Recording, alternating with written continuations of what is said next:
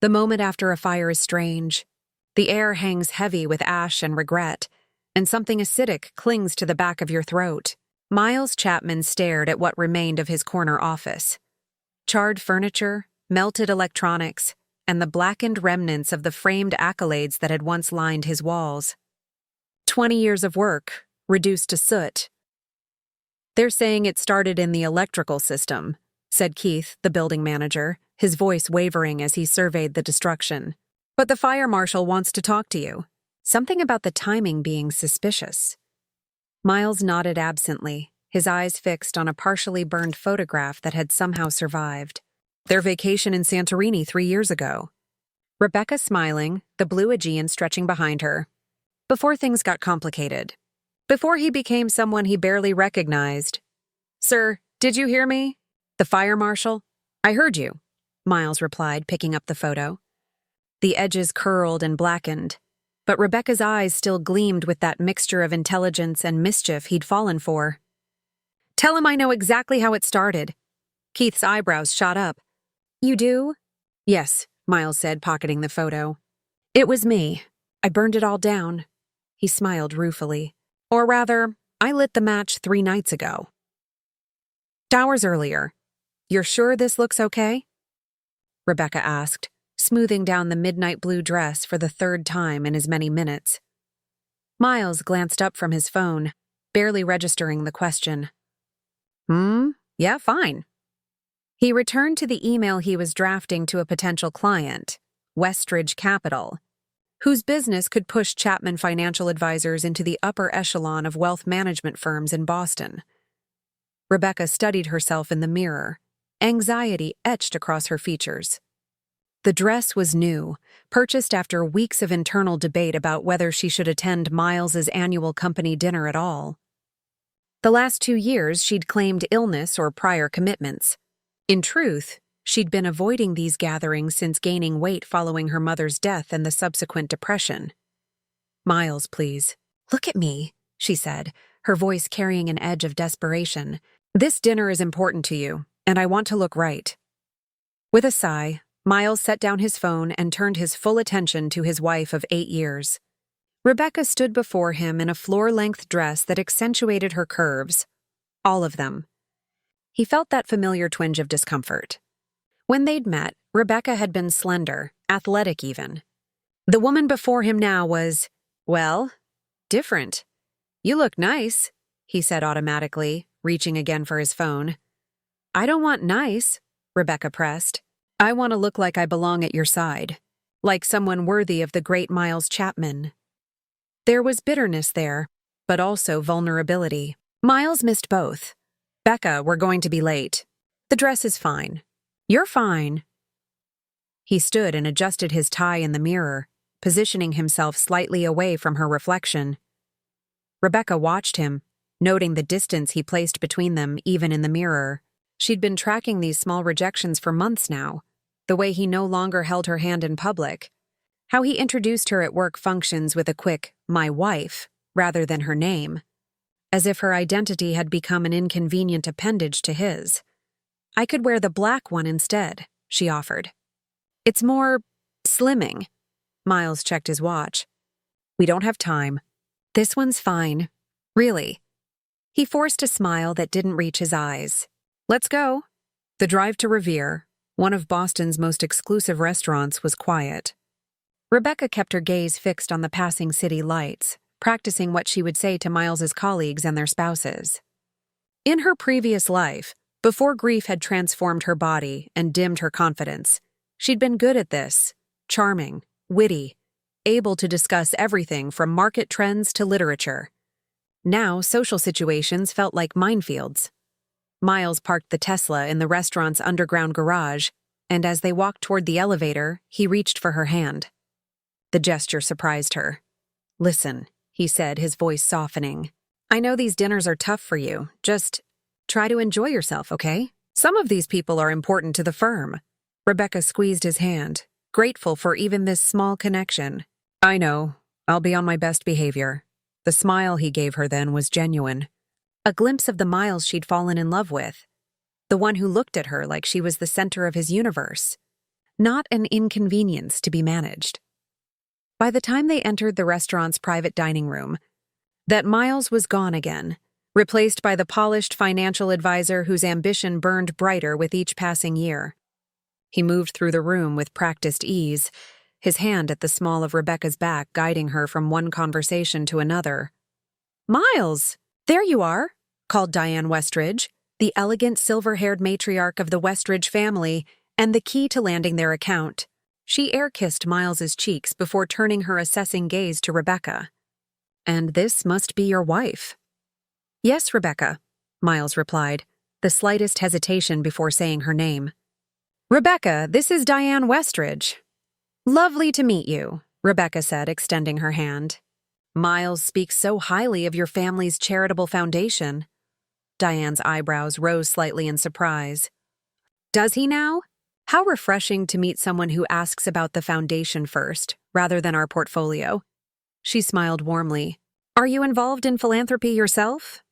Before her mother's death, Rebecca had coordinated major donors for a children's hospital. "I was, yes. I worked in development at Boston Children's for nearly a decade." "Did you?" "We've supported their cardiac research. Perhaps we've crossed paths before." As the women fell into easy conversation, Miles relaxed slightly. Rebecca had always been good with people when she made the effort. Maybe tonight would go smoothly after all. An hour later, seated at the long table beneath a constellation of crystal chandeliers, Miles felt increasingly confident. Rebecca was engaged in animated conversation with Diane on one side and with James, one of his senior associates, on the other. The food was exquisite, the wine flowing freely.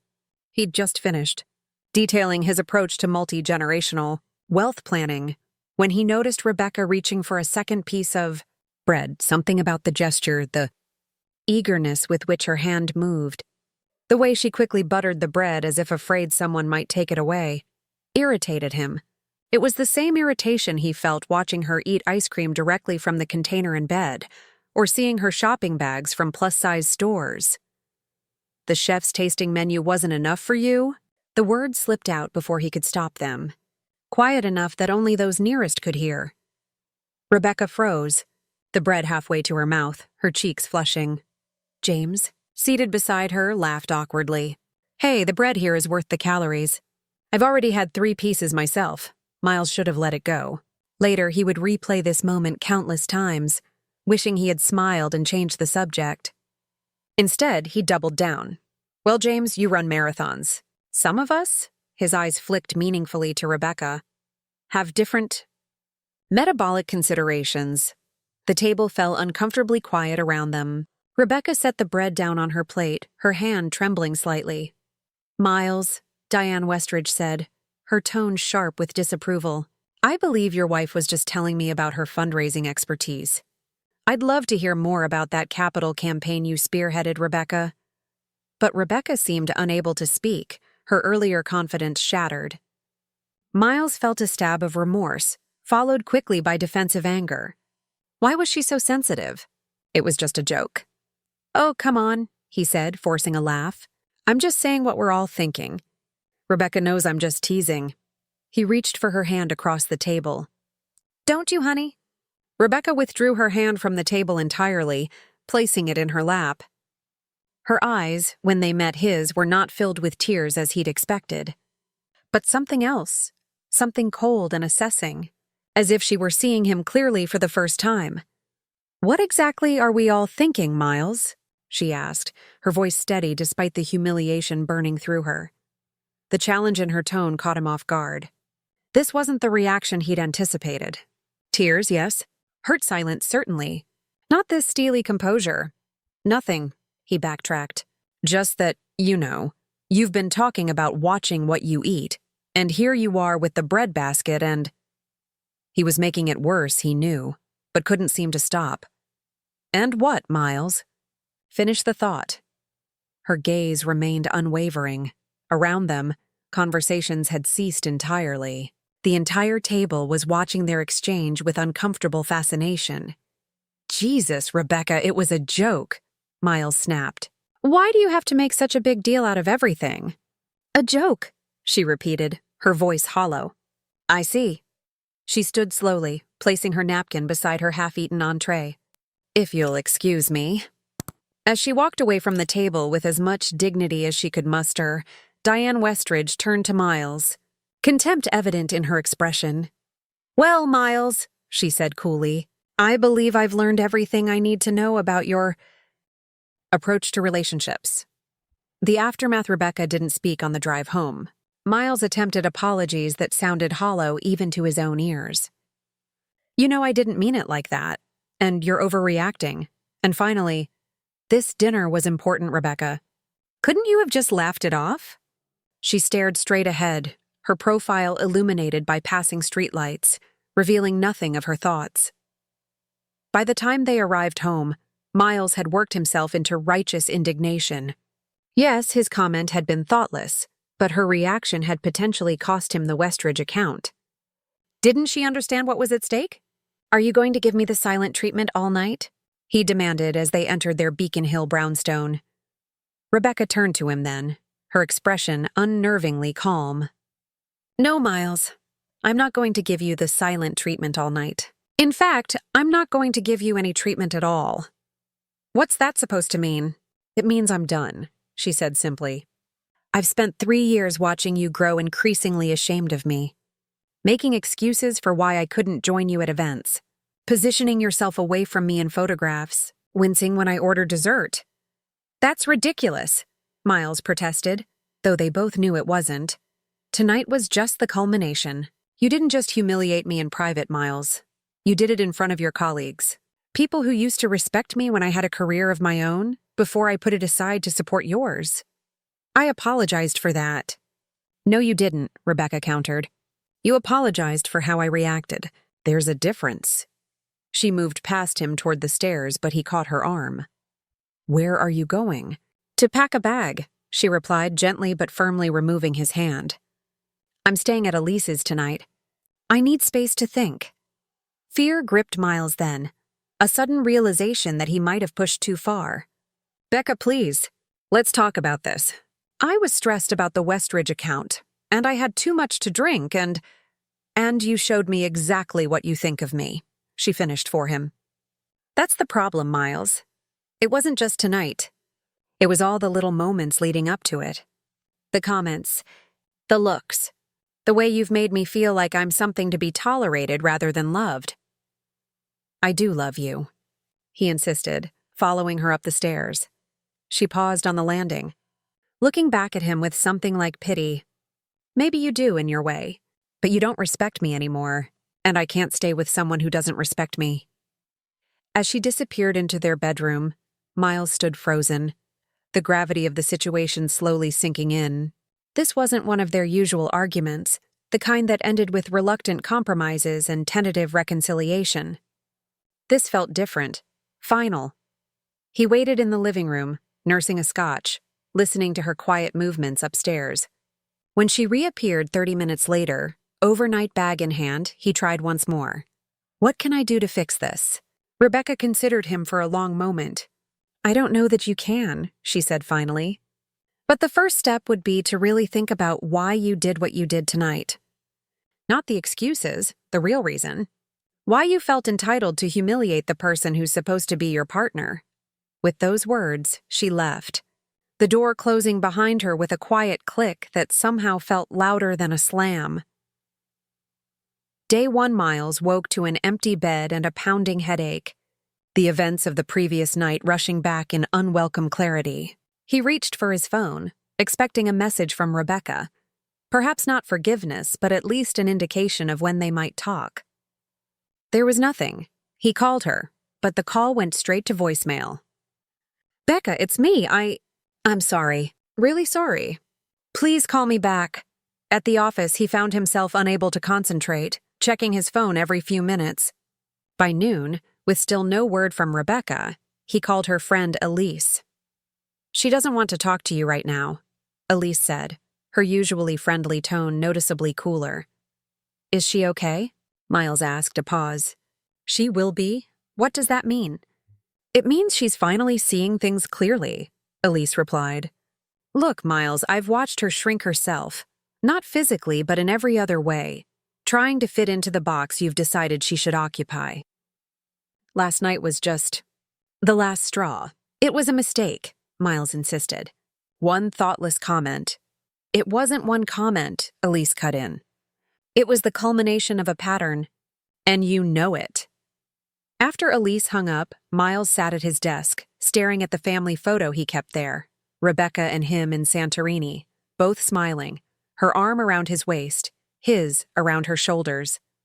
When had he started seeing her differently? When had his love become conditional on her appearance? The rest of the day passed in a blur of meetings he couldn't focus on and emails he had to reread multiple times. He left early, stopping to buy flowers, lilies, her favorite, and headed to Elise's apartment. Rebecca wasn't there. She left this morning, Elise informed him, refusing to accept the flowers. And no, I'm not telling you where she went. She needs time, Miles. Time for what? Elise studied him for a moment. Time to decide if you're worth fighting for. Day 2, the next morning, Miles received an email from Diane Westridge, formally declining his firm's services. The message was polite but clear. After careful consideration, we've decided to move in a different direction.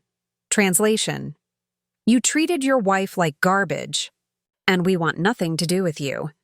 He tried calling Rebecca again. Still no answer. In desperation, he drove to her mother's old house in Cambridge, which they'd kept as a rental property. It stood empty, the for rent sign still in the yard.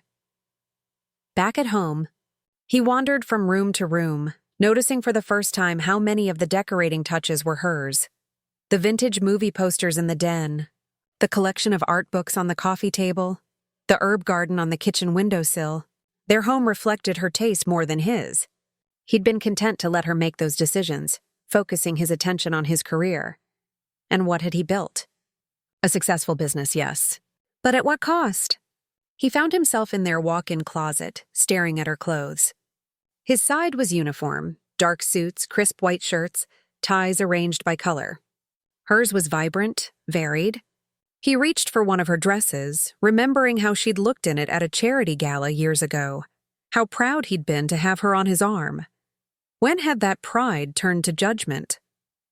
On her dresser sat a framed photo he'd never paid much attention to, Rebecca with her mother, taken shortly before her mother's diagnosis. Both women beaming, their resemblance striking.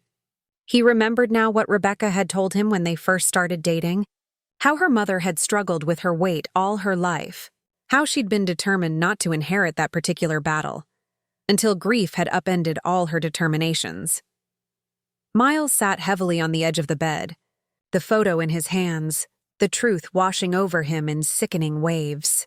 Rebecca had needed support as she navigated loss, both of her mother and of her former self. Instead, he'd offered criticism, thinly veiled as concern. "I'm just worried about your health," he'd say, while really meaning, "You're not who I signed up for." He'd failed her completely. That night, he drafted and deleted a dozen messages to her. What could he possibly say that would undo the damage? How could he explain that he was sorry not just for the public humiliation, but for the 1,000 private betrayals that had preceded it? In the end, he sent just 2 words, "I understand." Day 3. When Miles arrived at the office the next morning, something felt off. His assistant, Marjorie, met him with a strange expression. "There's someone waiting in your office," she said, her voice unusually tight.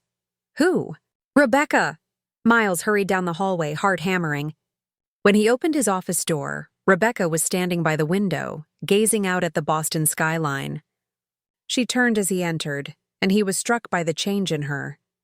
Not in her appearance, she looked as she had 3 days ago, but in her bearing. There was a steadiness to her that he hadn't seen in years.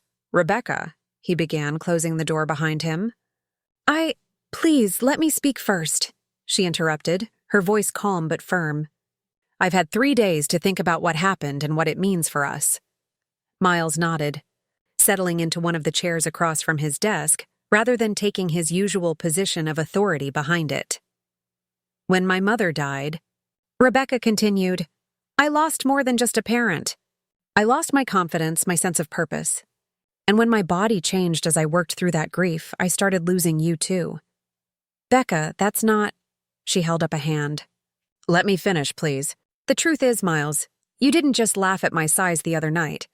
You've been sending me the message for years that I'm not good enough anymore. That I'm an embarrassment, a liability to the image you want to project. Miles felt each word like a physical blow, but he couldn't deny their truth. At first, Rebecca went on, I tried to fix myself. To become the woman you wanted again. The diets, the exercise programs, the new clothes, none of it was really for me. It was all an attempt to earn back your love and respect. She smiled sadly, but I realized something over these past few days. The problem was never my size. It was your shallowness. The accusation hung in the air between them, undeniable. You're right, Miles admitted finally. I don't even know how to describe it. Blind? Cruel? Both, I guess. He looked up at her, really looked at her, for what felt like the first time in years. I'm sorry, Rebecca. Not just for the other night, but for all of it. For making you feel like you had to earn my love.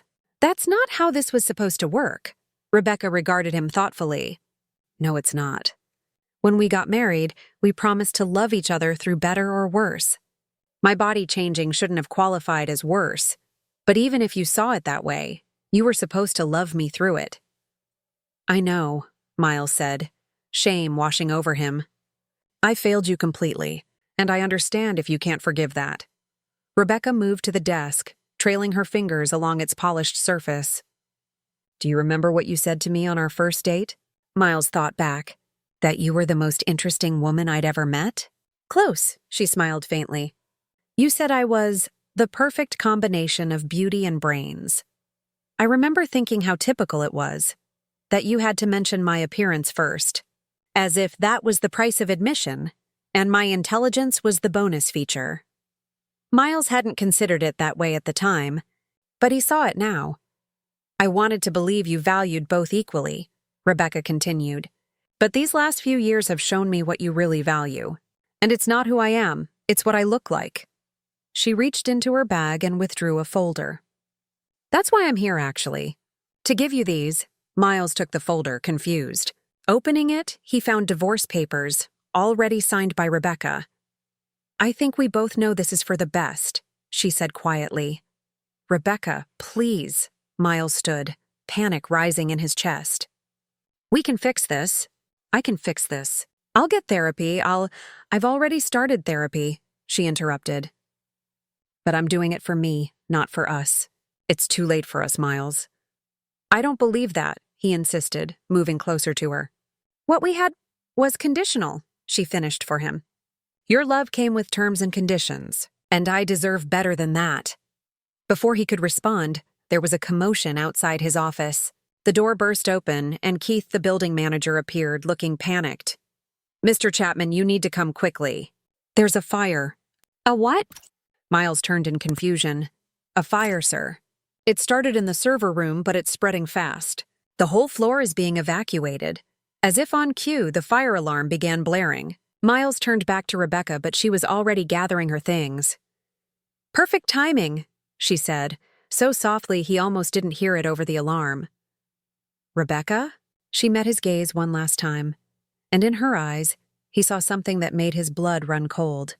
Not anger or hurt, but a calm satisfaction. Goodbye, Miles, she said, walking past him toward the door. I suggest you grab anything irreplaceable. Fire has a way of consuming everything. As she disappeared into the hallway filled with evacuating employees, Miles stood frozen, the divorce papers still in his hand. A terrible suspicion formed in his mind. Sir, we have to go now, Keith insisted, pulling at his arm. Miles allowed himself to be led out, joining the stream of people heading for the stairwells. As they descended, smoke began to fill the air, acrid and thick. By the time they reached the street, flames were visible through the windows of the upper floors. Standing among his shocked employees, Miles watched as firefighters arrived, sirens blaring. He searched the crowd for Rebecca but couldn't find her. His phone buzzed in his pocket, a text from an unknown number. Some things can't be rebuilt. Some things shouldn't be. Don't try to contact me again. Miles stared at the message, then back at the building where his career was literally going up in flames. Everything he'd worked for, everything he'd prioritized over his marriage, over Rebecca's feelings, all of it burning. He understood then what she'd meant by burning down his life. It wasn't just the physical fire, though he had little doubt now that she was somehow responsible for that. She had methodically dismantled the foundation he'd built his identity upon, his business reputation, his social standing, his comfortable illusion that he was a good husband who had simply drifted apart from his wife, rather than systematically devalued her. In 3 days, she had done what he'd done to her over 3 years, reduced him to ashes. Resolution: the fire marshal's questions were pointed, suspicious. How had the fire started in 2 separate locations simultaneously? Why had the sprinkler system malfunctioned? Did Mr. Chapman have any enemies who might want to harm his business? Miles answered truthfully that he didn't know how the fire had started. He didn't mention Rebecca. Whatever she had done, he understood why she'd done it. And part of him, a growing part, believed he deserved it. The fire had been contained to the top floor where Chapman Financial was located. No one had been injured, but the damage was extensive. Most of the firm's physical records were destroyed, though their digital data was backed up off-site. Still, the loss of the office and the inevitable business disruption would cost millions. 2 days after the fire, Miles sat in a temporary office space he'd leased, trying to salvage what he could of his client relationships. Many were understandably nervous about entrusting their wealth to a firm in such disarray. Others, like the Westridges, had already taken their business elsewhere. His phone rang. "Elise." "She didn't do it, you know," were her first words when he answered. "What?" "The fire. Rebecca didn't start it. She was with me when it happened," Miles frowned. "Then why did she let you think she did?" Elise finished. "Because she knew you would. Because she wanted you to see how easily everything you value can be destroyed." Miles was silent, processing this information. "The thing is," Elise continued, "she didn't need to burn down your office to ruin you. She spent the last 3 days contacting every client you have, every business associate, everyone who was at that dinner, telling them exactly what kind of man you are." Cold realization washed over Miles. The canceled meetings, the unanswered calls, the terse emails, his business contacts were ghosting him. Not because of the fire, but because of Rebecca. "Why are you telling me this?" he asked finally. "Because she asked me to," Elise replied. "She wanted you to know that she didn't commit arson. She's not going to jail for you." "Miles, she's done paying for your failings." After Elise hung up, Miles sat motionless, staring at the temporary desk in the temporary office that housed his rapidly disintegrating business. He thought about what Rebecca had said, that fire consumes everything. She hadn't needed to light a match to burn down his life. She'd done it with truth. 3 weeks later, Miles stood outside the small gallery in Cambridge where Rebecca had taken a job curating local artists' work. He'd heard about it through a mutual friend, one of the few who still spoke to him. Through the window, he could see her talking animatedly with a customer, gesturing toward a large abstract painting on the far wall. She looked happy, lighter somehow. He didn't go in. There was nothing he could say that would matter now. The divorce was proceeding, his business was struggling to survive, and he was finally facing the truth about himself. The shallowness, the conditional love, the misplaced priorities. As he turned to leave, Rebecca happened to glance out the window. Their eyes met briefly. She didn't smile or wave, but she didn't look away either. There was no anger in her gaze, no triumph, just a calm acknowledgement. A recognition of what they had been to each other and what they had become. Miles nodded slightly, then walked away. Sometimes, he thought, the only way to rebuild is to first burn everything down. Rebecca had known that. Now, standing in the ashes of the life he'd created, he was beginning to understand it too. The fire hadn't destroyed him. But her truth had. And maybe, just maybe, that was exactly what he'd needed all along. And that wraps up today's story. Now we want to hear from you. Where are you watching from? Drop your city or country in the comments, and let's see how far these stories reach. If this story moved you or gave you chills, give it a like, share, and subscribe for more powerful stories. One last thing, rate the story from 1 to 10 in the comments. Your feedback helps us bring you even better ones next time. Thanks for watching. We appreciate you being part of this storytelling journey.